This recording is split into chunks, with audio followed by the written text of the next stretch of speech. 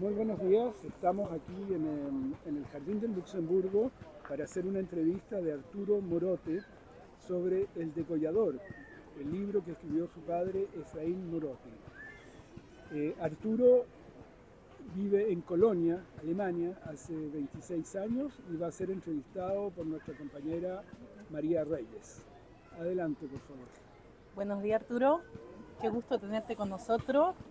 Efraín Morote, aquí estoy mostrando el libro, fue una figura clave del folclore peruano, formado en Cusco, desarrollado intelectualmente en Ayacucho, donde llegó a ser rector de la universidad local.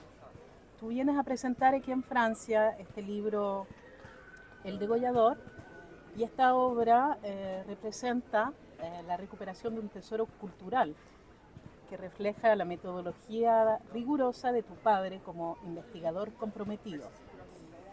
Vamos primero a tratar el tema del reencuentro con la obra paterna, y es que después de la muerte de tu padre, tu familia redescubrió manuscritos que eran de 1951, 1952, que habían permanecido guardados durante décadas. No es hasta 2020-21 que la familia retomó contacto para finalmente publicar esta obra fundamental. Arturo, cuéntanos sobre este momento emotivo cuando redescubres los manuscritos, qué significó para ti, para tu familia, encontrar estos escritos después de tantos años y qué los motivó finalmente a decidir publicarlos ahora. Ya, gracias por la invitación. Primero, agradezco a María, que hace muy poco tiempo la he conocido, pero de forma muy agradable. Y hablando del libro de mi padre, al salir del Perú, con mi padre aún vivo, sabíamos de que habían no solamente El Degollador, sino muchos otros escritos que quedaron pendientes de publicación. En el caso concreto del Degollador, sabía que existía y que había la necesidad de recuperarlo. Encontramos un contrato con una editora argentina, Raigal, que nunca publicó el libro. Fue una gran sorpresa que con la ayuda de familiares y especialmente mi esposa, lograse traer a Alemania el original.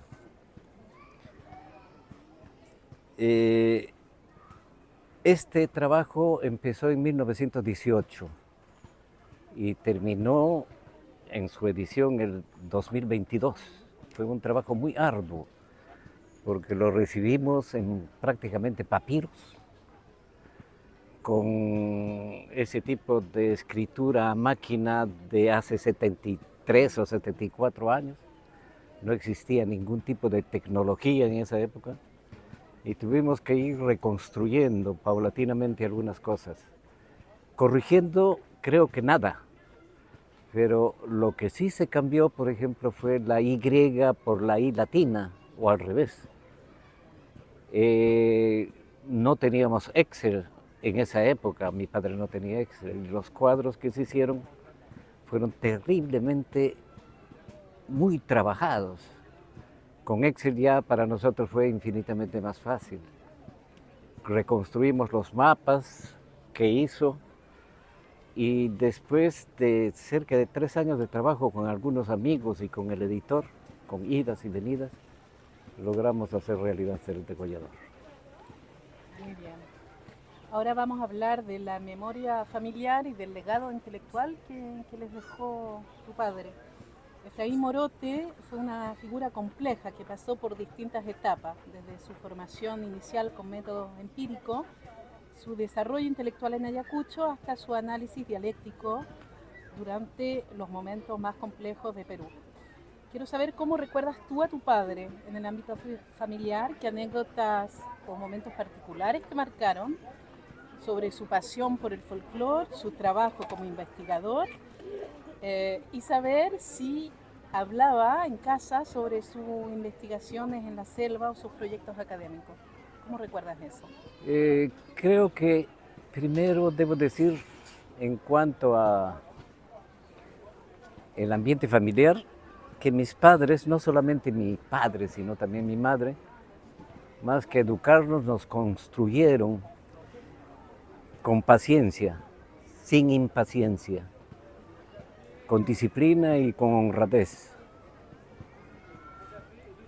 Aprendimos a leer más que en la casa o en el colegio o en la escuela, en las imprentas, porque acompañábamos mucho a mi padre a hacer la revisión e impresión de los documentos que él hacía. Una anécdota muy especial que quedó grabada en nuestra memoria, la de mis hermanos y la mía, fue cuando campesinos de una comunidad llamada Sayaj fueron a la casa.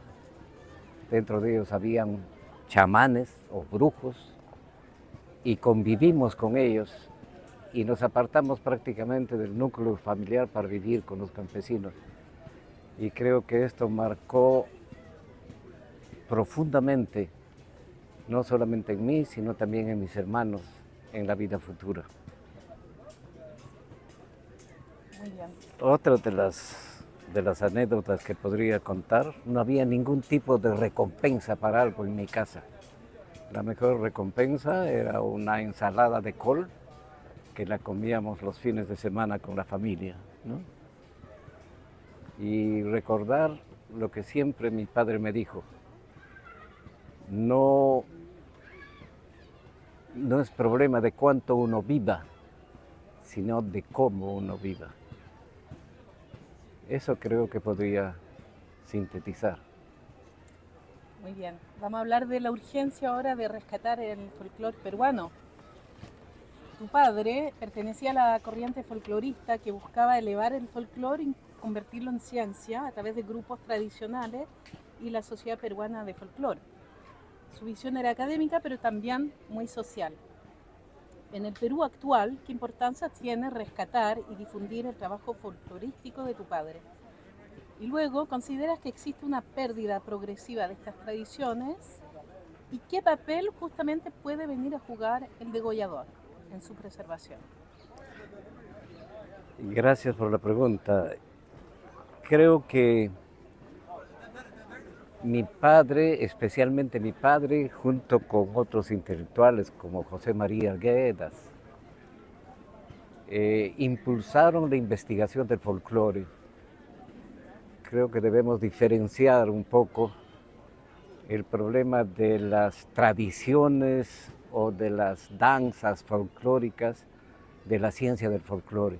Y él va a insistir en decir de que folclore se escribe con mayúscula, mientras las otras, las manifestaciones culturales, podríamos hacer una comparación quizás. Tomaríamos a la botánica y a las plantas. El folclore estudia las costumbres sociales, las manifestaciones sociales, ¿no? Esa es la ciencia, esa es la diferencia entre... Adicionalmente, me preguntaba si se conserva aún. En el Perú actual. Creo que no solamente en el Perú actual, porque mi padre hizo estudios también en Chile, en tu país, en Uruguay, en Brasil, y encontró infinidad de semejanzas en cuanto al estudio de los personajes fabulosos. Creo que se conserva, y no solamente se conserva, sino que la existencia es una existencia más silenciosa, o sea, no es tan abierta como antes. Creo que esa sería la diferencia. Muy bien, ahora vamos a hablar un poco del libro, El degollador, su estructura, su contenido. Es considerada como una de sus obras más conocidas, escrita durante su periodo más productivo, en los años 50, cuando él combinaba rigor científico con sensibilidad cultural. ¿Puedes explicarnos brevemente la estructura del degollador y qué elementos centrales aborda y cómo refleja a través de este libro la metodología de investigación que desarrolló tu padre en Ayacucho, pero también en su experiencia en la selva? Ya. Creo que habría que ampliar un poco más. Esta obra no es la obra principal de mi padre.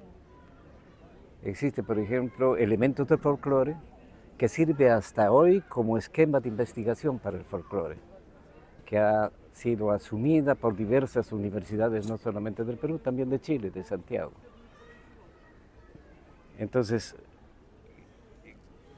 el degollador en sí, este libro, tiene dos partes.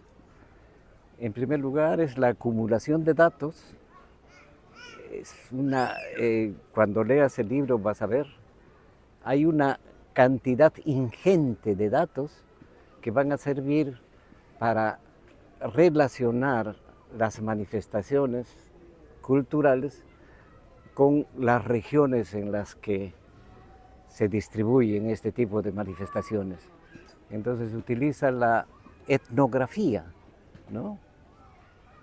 Toma esos datos, los analiza, los sintetiza y utiliza la etnología como forma de investigación. En síntesis, creo, es una aplicación del análisis dialéctico en el desarrollo histórico, en este caso concreto del Perú y de otras regiones, no solamente de Latinoamérica, sino también españolas, ¿no? Que por lo menos mi padre se encontró y fue a investigar. Eso sería, creo. Vamos a hablar ahora del proceso editorial del que hablabas al principio y la recuperación del legado. La publicación de esta obra representa entonces la recuperación de este texto académico, pero también representa una reivindicación de toda una línea de investigación folclorística que conecta las ediciones Raigal de Argentina de los años 50. ¿Qué desafíos enfrentaron tu familia para llevar esta obra desde los manuscritos hasta la publicación, como fue el proceso? Y pienso que no hubo necesidad de realizar correcciones, como lo habías dicho, pero sí hubo alguna necesidad de realizar adaptaciones en relación al texto original, actualizaciones sobre el texto original. Mi padre hace después de haber tenido la noticia de que no se iba a imprimir en ese grupo editorial Raigal, mi padre hizo un pequeño libro que se llamó El Degollador, historia de un libro desafortunado. Y en él va a explicar de que él no tiene necesidad de ampliar absolutamente ningún tipo de información, que las cosas están hechas y que así deben quedar. En cuanto a la forma como encontramos el original, ya te dije, fue un original muy antiguo, con muchas anotaciones. Las anotaciones las tuvimos muchas de las veces que traducir, porque estaban hechas a mano. Y el trabajo que se realizó no fue solamente de parte mía, fue de la editorial, de dos antropólogos, González Carré y JJ Miranda, García Miranda, Teresa Carrasco, que intervinimos durante 2 años en la corrección, más que corrección, en entendimiento de lo que había como texto en ese libro. Muy bien, y última pregunta, un mensaje para las nuevas generaciones. Tu padre fue rector, fue también director de letras, siempre comprometido con la formación académica y la transmisión del conocimiento sobre la cultura peruana profunda. ¿Qué mensaje te gustaría a ti transmitir a la gente que está en París, a los jóvenes investigadores, estudiantes, lectores interesados en el folclore peruano? ¿Y cómo puede el degollador, piensas tú, inspirar nuevas investigaciones sobre la identidad cultural peruana o la identidad cultural andina o latinoamericana, como lo quieras llamar? Para hacer una respuesta lo más clara posible, voy a tomar literalmente una frase de mi padre. Ya. Dice: el folclore es una disciplina histórico-proyectiva. Estudia cosas vivas, venidas de tiempos muertos, pero no para regodearse en su contemplación o en su examen sistemático, sino para, junto con otras disciplinas, contribuir al aceleramiento del cambio social. Y yo concuerdo plenamente con él. Cualquier actividad humana ya sea el teatro, ya sea las matemáticas, ya sea la biología, deben servir y deben tener un fin, deben tener un camino. El camino es el cambio social. Ya, muy bien. Entonces, vamos a llegar al final de esta entrevista. La publicación del degollador lo hemos visto en la recuperación de una obra fundamental, pero también en el testimonio de una pasión familiar que trasciende generaciones, porque pienso que tienes nieto y bisnieto, así que ahí va el camino. Y a través de esta conversación tú nos permites entender lo importante que es generar esta transmisión.